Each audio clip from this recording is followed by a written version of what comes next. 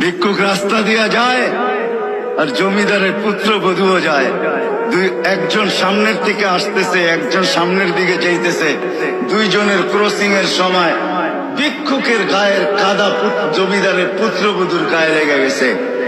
সে দুনিয়া আন্ধার করে ফেলছে, স্বামীকে ডাইকা নিয়ে আসছে, বলছে ভিক্ষুক আমার কাপড় নষ্ট করে দিছে। সে শুধু ভিক্ষুক ছিল না, বৃদ্ধ ছিল। বৃদ্ধ ছিল না শুধু, জীর্ণ ছিল, শীর্ণ ছিল, শরীরে কাপড় ছিল না, ফাটা চিরা কাপড় ছিল, পায়ে জুতা ছিল না, পেটে ভাত ছিল না। জমিদারের পুত্র সইতে পারে নাই, যৌবনী শক্তি সয় কি কইরা তার স্ত্রীর গায়ে ভিক্ষুকের কাদা, বস সমগ্র শক্তিকে হাতে একত্র করে বৃদ্ধের গালে বসায়। বৃদ্ধ কিচ্ছু বলে নাই, শুধু উপরের দিকে তাকায় দুই তিনটা শব্দ উচ্চারণ করছেন। শব্দগুলা হলো ইয়া মাল্লাহ তারা হলো ওয়ুন, ও আল্লাহ চোখে দেখা যায় না। ও তারা কুল্লা শাই, তুই সব দেখিস। ফারা তারা মা বি, তুই কি দেখিস না আমার সাথে কি ঘটতেছে? এটা কি দেখিস না?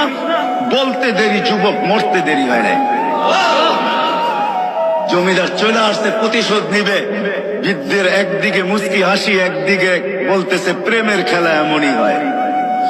জিজ্ঞাসা করছে কিসের প্রেমের খেলা রে? বলছে ওর প্রেমিকার গায়ে আমার কাদা লাগছে, পায়ের কাদা লাগছে, ও সইতে পারে নাই।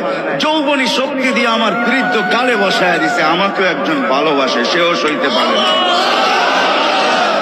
সেও সইতে পারে না। ও তো থাপ্পড় দিয়া খ্যান করছে, জান নিয়ে নিছে, জান।